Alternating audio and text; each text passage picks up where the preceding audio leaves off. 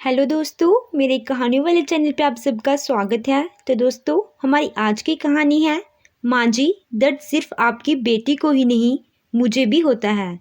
अरे बहू, तुमसे तो ऐसी उम्मीद नहीं थी मुझको। तुमसे ऐसी लापरवाही कैसे हो गई? वैसे आजकल तुमसे कुछ ज़्यादा ही गलतियाँ हो रही हैं। कल भी बेचारा प्रकाश भूखा ही दफ्तर चला गया था, तुम बस सोती ही रह गई।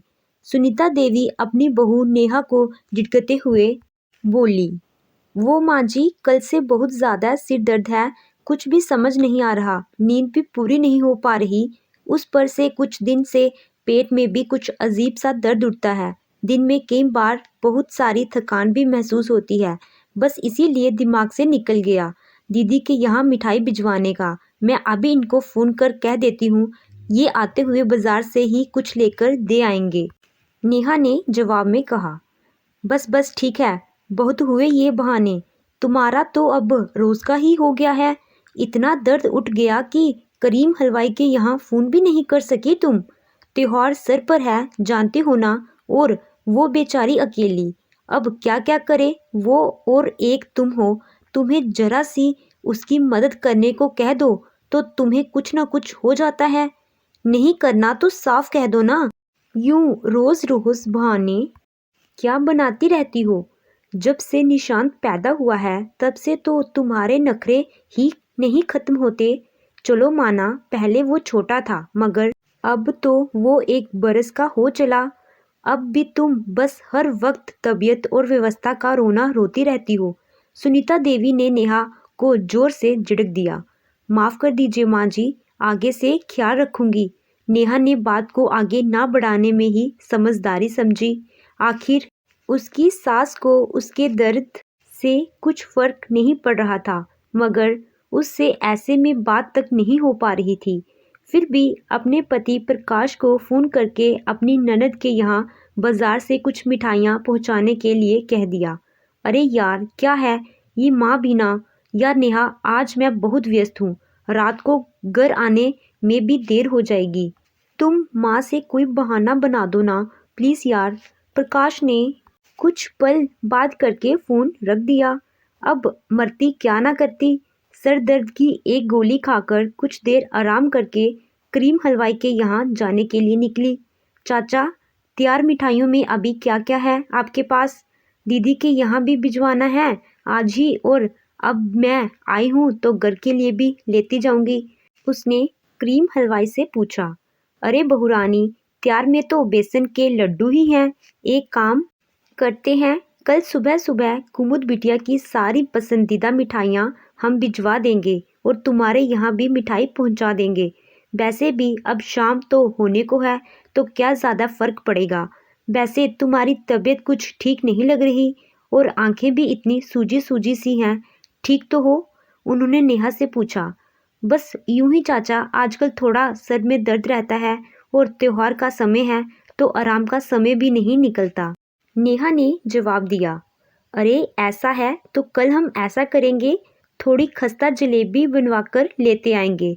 2 एक रोज सुबह सुबह गर्म करके दूध के साथ ले लेना, थोड़ी ताकत आ जाएगी। अच्छा सुनो, खास मसालेदार चाय बन रही है, अब शाम का वक्त है तो पीकर ही जाओ। करीम हलवाई ने उसे बैठने का इशारा किया। फिर गर्मा गर्म चाय के साथ कचौरी परोसी। नेहा को तो जैसे माँ की याद आ गई। पहला निवाला मुंह में लेते ही आंखों से आंसू बह निकले। किसी तरह खुद पर काबू पा उसने चाय खत्म की। फिर अपनी सास और प्रकाश के लिए भी कुछ कचौड़ियाँ बंधवा ली। माँ जी, मैं करीम चाचा के यहाँ से होकर आई हूँ। वो दीदी की पसंदीदा मिठाइयाँ कल सुबह सुबह ताजी बनवाकर पहुँचा देंगे और अपने यहाँ भी छोड़ जाएंगे। इन्होंने बताया कि यह आज दफ्तर से देर से आएंगे, तो मैंने सोचा कि मैं ही जाकर करीम चाचा से बात कर आऊं। ये गर्मा गर्म कचौड़ियाँ लाई हूँ, अभी चाय के साथ परोसती हूँ, नेहा ने आकर अपनी सास से कहा। फिर चाय बनाकर उन्हें देते हुए बोली। माँ जी, आप कहें तो आज खिचड़ी ही बना लूँ। यह भी तो देर से आएंगे तो फिर ज़्यादा नहीं खाते। अब इसमें क्या कहूँ मैं, यह खिचड़ी बनाने का बहाना तो अब तुम्हारा हर दूसरे दिन का हो चला है। जो ठीक लगे करो। सुनीता देवी ने गुस्से से कहा और कुछ कचौड़ियाँ खाने में मस्त हो गई। साथ ही में निशांत के साथ खेल में लगी रही। नेहा खिचड़ी चढ़ाकर मंदिर की सफाई में लग गई।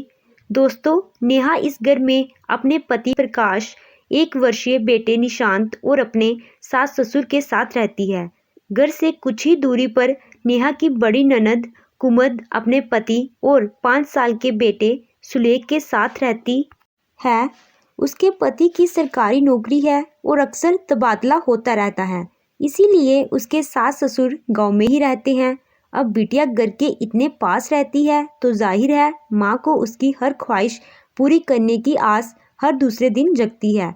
और फिर अकेले रहती है तो उसकी चिंता भी लगी रहती है। सारा दिन बस हाय वो भी कैसे करेगी, हाय वो कितना थक गई होगी, हाय उसका बच्चा कितना शैतान है, और जाने क्या क्या। और उस पर त्योहार पर जो उसके सास ससुर उसके यहाँ आने वाले हों, तब तो उनकी चिंता सातवें आसमान को छू जाती है। इधर उनके हिसाब से नेहा एक आरामदायक जीवन जीती है, क्योंकि निशांत को देखने में वो उसकी थोड़ी बहुत मदद कर देती है। उनके हिसाब से नेहा निशांत के पैदा होने के बाद से दिन प्रतिदिन लापरवाह होती जा रही है। खैर, कहानी में वापस आते हुए इधर नेहा मंदिर साफ कर रही थी, उधर सासू माँ बड़बड़ाए जा रही थी। बेचारा सुबह भी भूखा जाए, रात को भी खिचड़ी खाए, पता नहीं कितनी थकान चढ़ी रहती है महारानी को। जो भी हो, नेहा ने काम खत्म करके उन्हें खिचड़ी परोसी और खुद निशांत को खिलाने बैठ गई। आखिर सासू जी निशांत के साथ खेल तो लेती थी, मगर उसके काम सब नेहा को ही करने होते थे। देखा तो डायपर भरा हुआ था, पहले बदलकर फिर उसे खिचड़ी खिलाई। तब तक प्रकाश भी आ गया। उठकर वह रसोई में चली गई और अपने और प्रकाश के लिए थाली परोसने में लगी। सासू माँ तो अब तक अपने कमरे में आराम करने प्रस्थान कर चुकी थी। ससुर जी आजकल गांव गए हुए थे तो सासू माँ जल्दी सो जाया करती। आखिर दुखड़ा सुनाने वाला कोई नहीं था ना। यार, अच्छा किया जो कचौड़ियाँ ले आई, बड़े दिन से मन था खाने का। प्रकाश ने खाने के टेबल पर बैठे बैठे नेहा से कहा। क्या बात है, सिर दर्द अभी भी है क्या? प्रकाश के ऐसा पूछते ही अंदर से आवाज आई। हाँ हाँ, और पूछो, सर चढ़ा रखा है तुमने?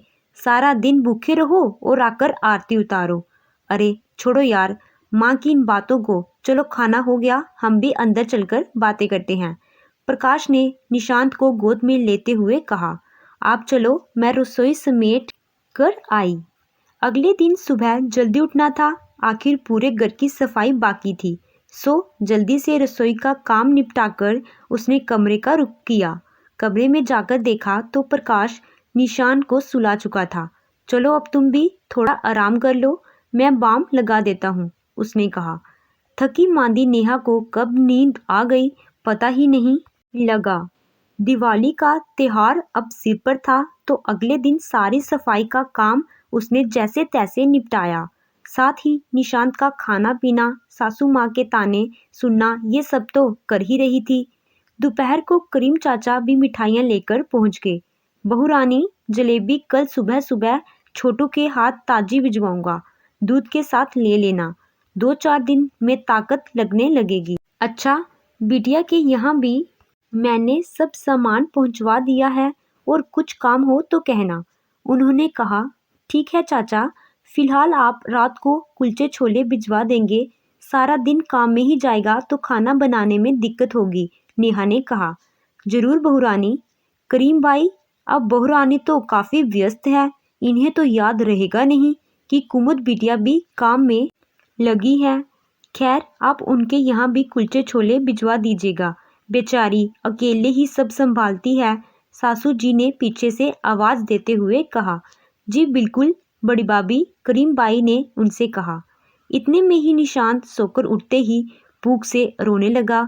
नेहा काम छोड़ उसके लिए खिचड़ी लेकर गई। उसे खिलाने और फिर उसका डायपर वगैरह बदलने के बाद वह उसे सासू माँ के कमरे में पहुँचाई। तब तक तो दोपहर के खाने का वक्त हो चला था तो अपना और उनका खाना निकाल कमरे में ले गई। माँ जी, आज इनके आने के बाद यदि आप रसोई में थोड़ी मेरी मदद कर दें तो सारा काम आज ही खत्म हो जाएगा। ये निशांत को संभाल लेंगे, नेहा ने झिझकते झिझकते अपनी सास से कहा। बस बात पूरी होनी थी कि सासू जी आग बबूला हो गई। अरे वाह महारानी, क्या आइडिया निकाला है। सारा दिन निशांत को संभालने में ही निकल जाता है, जो रात को भी तुम्हारी मदद को आ जाऊं। और बेचारा प्रकाश तो दफ्तर में सारा दिन मच्छर मारता है क्या कि रात को आकर बच्चा संभालेगा। बस एक तुम ही काम कर रही हो घर में, रात का खाना भी तो नहीं बनाना। करीम बाई से मंगवा लिया है तुमने, फिर भी थकावट चढ़ी है तुमको। नेहा चुप रह गई और रात को नेहा ने निशांत को प्रकाश के पास छोड़ उसने रसोई का काम शुरू किया। बच्चे के सोने के बाद प्रकाश उसे पालने में रखकर नेहा की मदद को आ गया। लाओ नेहा, कुछ मदद कर देता हूँ, जल्दी सब निपट जाएगा। तुम नीचे नीचे का करो, मैं जल्दी से ऊपर ऊपर का निपटा लेता हूँ। इसके बाद प्रकाश ने बड़ी झाड़ू नेहा के हाथ से ले ली। प्रकाश के बस साथ होने की खुशी से ही नेहा जैसे दुगनी तेजी से काम करने लगी। जल्दी से सब काम निपटा दोनों के लिए नेहा ने चाय बनाई। बड़े सुकून से वो प्रकाश के साथ बैठ चाय का आनंद ले रही थी। अगले दिन सुबह प्रकाश के दफ्तर जाने के बाद सासू जी ने नाश्ते की लिस्ट थमा दी।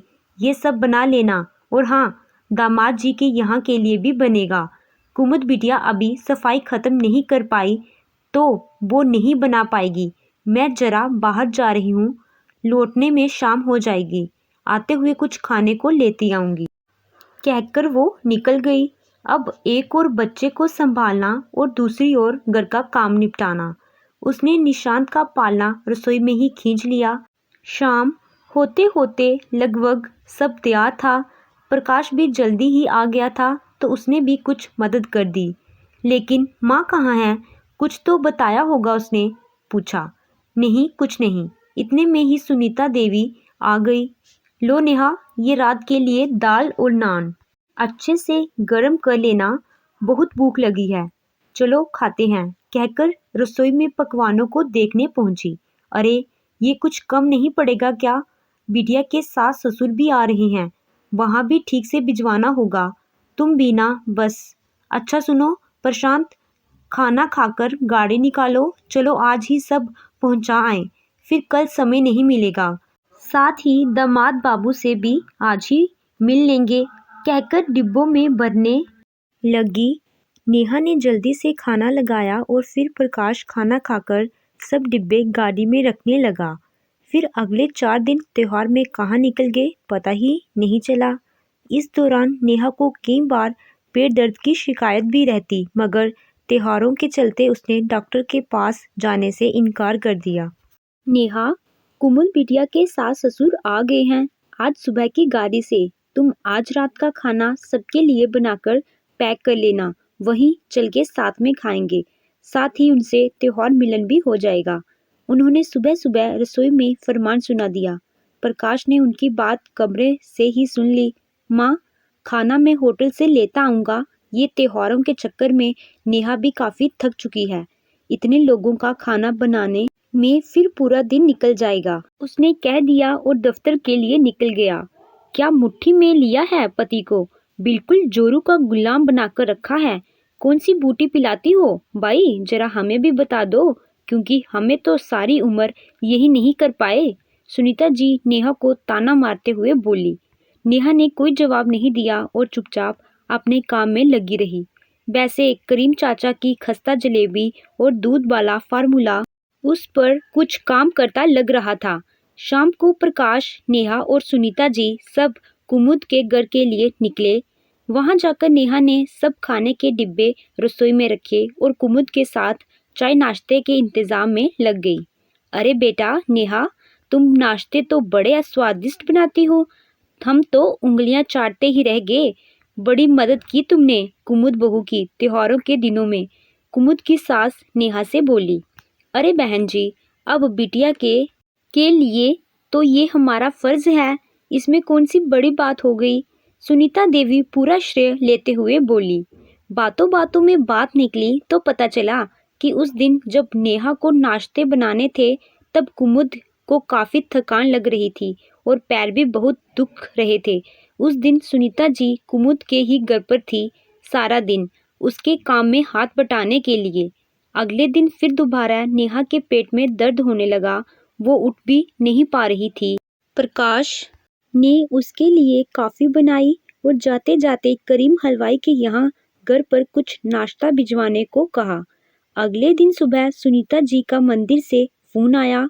वो सुबह सुबह मंदिर जाया करती थी और करीब 10 बजे तक लौटा करती थी। आज उन्होंने फ़ोन करके नेहा से कहा कि वो कुमुद के जहाँ जा रही हैं, आने में देर होगी। इधर प्रकाश ने फ़ोन की परवाह ना करते हुए नेहा से जल्दी से तैयार होने को कहा। दर्द तो उसे था ही, तो ज़्यादा ताकत भी उसे नहीं लग रही थी। किसी तरह उसने कपड़े बदले और दोनों निकल गए। निशांत के लिए भी प्रकाश ने बैग में बिस्कुट वगैरह भी रख लिए थे। शाम घर आने में थोड़ी देर हो गई। जब वो लोग पहुंचे तो सासू माँ आग बबूला हो मुंह सजाए बैठी थी। लग रहा था कि आज तो प्रकाश की भी खैर नहीं। क्या बात है, कल तो बड़ा दर्द हो रहा था, आज घूमने फिरने के लिए सारा दिन खत्म हो गया। उन्होंने सीधा सवाल कर दिया। इससे पहले कि प्रकाश कुछ कहता, नेहा ने उसका हाथ जोर से पकड़ा और जवाब देते हुए बोली, माँ जी, दर्द हो रहा था इसीलिए गए थे। अब आपको तो बस दीदी की फिक्र खाई जाती है। उनके पैरों में दर्द हुआ तो आप उनका घर साफ करने चली गई। उनको कभी चीख भी आ जाए तो आप काढ़ा बनाने पहुंच जाती हैं। दिवाली में आपको उनकी थकान रोज दिखती थी। उनका 5 साल का बच्चा बहुत छोटा लगता था, मगर मैं 2-2 जगह का नाश्ता बनाकर भी आपके हिसाब से थकती ही नहीं। आज उनको ज़रा सा बुखार क्या आया, आप उन्हें लेकर डॉक्टर के पास चली गई। अब क्योंकि उनके सास ससुर जो यहाँ रहते नहीं तो उनको कुछ पता नहीं, और जीजा जी को जैसे कुछ आता नहीं, सबके सब आप पर निर्भर हैं। ऐसे में आपके पास समय कहाँ है मेरा दर्द देखने को। आपको तो बातें छुपाने से ही फुर्सत नहीं। आप तो कभी ये मानेगी नहीं कि दर्द सिर्फ आपकी बेटी को ही नहीं, मुझे भी होता है। इसीलिए मैंने कल इनसे कहकर अस्पताल में अपॉइंटमेंट लिया था और हम चेकअप के लिए गए थे ताकि मैं अपना दर्द ठीक करवा सकूं। नेहा ने भी आज उन्हीं की ज़बान में उन्हें जवाब दे दिया। प्रकाश, क्या जादू कर दिया तुझ पर ऐसा? ये बोले जा रही है और तू खड़ा देख रहा है। अब दामाद बाबू शहर में नहीं है, अभी समधी समधन कुछ जानते नहीं, तो ऐसे में बेचारी कुमुद को कौन देखेगा। मैं सारा दिन निशांत को संभालती हूँ, वो तो इसे दिखता नहीं, और कुमुद की ज़रा मदद करने चली गई तो इसे बहुत चुभ गया, और तू चुपचाप सुन रहा है। सुनीता जी भड़कते हुए बोली। बस कीजिए माँ, चुप मैं इसीलिए हो गया था कि शायद आज नेहा की बातों से आपको समझ आ जाए, लेकिन आप तो शायद समझना चाहते ही नहीं। आया था सुबह फ़ोन दीदी का, बस हल्का बुखार था और वो जा भी रही थी डॉक्टर के पास। अब वो कोई छोटी बच्ची तो नहीं है जो कहीं खो जाती, और उनके सास ससुर थे ना आज उनके साथ जाने को, मगर फिर भी आपको नेहा की तड़प दिखाई नहीं दी। उस दिन भी नेहा जानती थी, उसने सुना था जब आप कुमुद दीदी से फ़ोन पर बात कर रही थी। वो आपसे कह रही थी कि उनके पैर में दर्द हो रहा है और सुलेख भी तंग कर रहा है, मगर ये कुछ नहीं बोली। आपने एक बार भी नहीं सोचा कि सारा दिन तेल मसालों का काम करते हुए ये निशांत को कैसे संभालेगी, और आज आप कह रही हैं कि आप सारा दिन निशांत को संभालती हैं। खाना ये खिलाती है, नहलाती ये है, डायपर ये बदलती है, रोता है तो ये चुप कराती है, सुलाती ये है, फिर आप कहती हैं कि आप निशांत को सारा दिन संभालती हैं। इसीलिए आज मैंने निशांत के लिए भी एक अच्छा डे केयर देख लिया है। अब सुबह मैं अपने साथ उसे ले जाऊंगा और शाम को लेते आऊंगा, और फिलहाल अगर आपसे काम नहीं होता हो तो कुछ दिन दीदी के यहाँ ही चले जाइए, क्योंकि नेहा को डॉक्टर ने आराम करने को बोला है। इसमें खून ना के बराबर है और बच्चेदानी में भी इन्फेक्शन हो गया है तो ये कुछ दिन काम नहीं कर पाएगी। प्रकाश ने 2 टुक सुना दी। सुनीता जी तो जैसे स्तंभ रह गई। आखिर बेटे ने इतनी बड़ी बात कह दी थी आज। अरे मगर डे केयर में क्यों? कितना पैसा खर्च हो जाएगा? मैं देख तो रही हूँ, उन्होंने बात को समेटने की कोशिश करते हुए कहा। नहीं माँ, वो लोग देख लेंगे। थोड़ा पैसा लगेगा मगर जिम्मेदारी से काम होगा और बच्चा कुछ सीखेगा भी। साथ ही आपको भी समय मिलेगा जहाँ चाहे वहाँ जाने का। कोई बंदिश नहीं। फिलहाल नेहा को आराम की ज़रूरत है, मैं इसे कमरे में ले जाऊं? कहकर प्रकाश नेहा को कमरे में छोड़ नीचे चाय बनाने आया। आप भी पी लीजिए और खाने की फिक्र ना कीजिए, करीम चाचा के यहाँ से टिफिन आ जाएगा, कहकर कमरे में चला गया। सुनीता जी आज अपनी चतुराई पर शायद खड़े खड़े पछता रही थी, या फिर शायद सोच रही थी कि अगर थोड़ी सी बहू की भी चिंता कर ली होती तो आज शायद बेटा ना खोया होता। फिलहाल उन्हें ये बात बचाते बचाते 2 दिन लग गए। अब निशांत भी तो घर पर नहीं रहता था और नेहा भी अपने कमरे में ही रहती, तो शायद थोड़ा आत्ममंथन करने का मौका मिला। तीसरे दिन सुबह उठकर वो प्रकाश के कमरे में चाय लेकर पहुंची। बेटा, अब तो निशांत की भी जिम्मेदारी नहीं है और तेरे बाबूजी भी नहीं हैं, तो उनका भी कुछ काम तो है नहीं। कुमुद भी ठीक ही है, तो तू करीम हलवाई को टिफ़िन के लिए मना कर दे। खाना ही तो बनाना है, मैं बना लिया करूँगी। और नेहा को चेकअप के लिए जब ले जाना हो कह देना, मैं चली जाऊँगी। इतना कहकर वो रसोई में आकर नाश्ते की तैयारी में लग गई। दोस्तों, देर आए दुरुस्त आए, मगर तब तक ना आए जब तक बराबर ना समझाए। क्या कहना है आपका? ठीक किया ना नेहा और प्रकाश ने? तो दोस्तों, आपको ये कहानी कैसी लगी? कहानी अच्छी लगी हो तो वीडियो को लाइक कीजिएगा। अगर आप चैनल पे नए हो और अभी तक आपने चैनल को सब्सक्राइब नहीं किया है तो प्लीज़ सब्सक्राइब कीजिएगा। Thank you.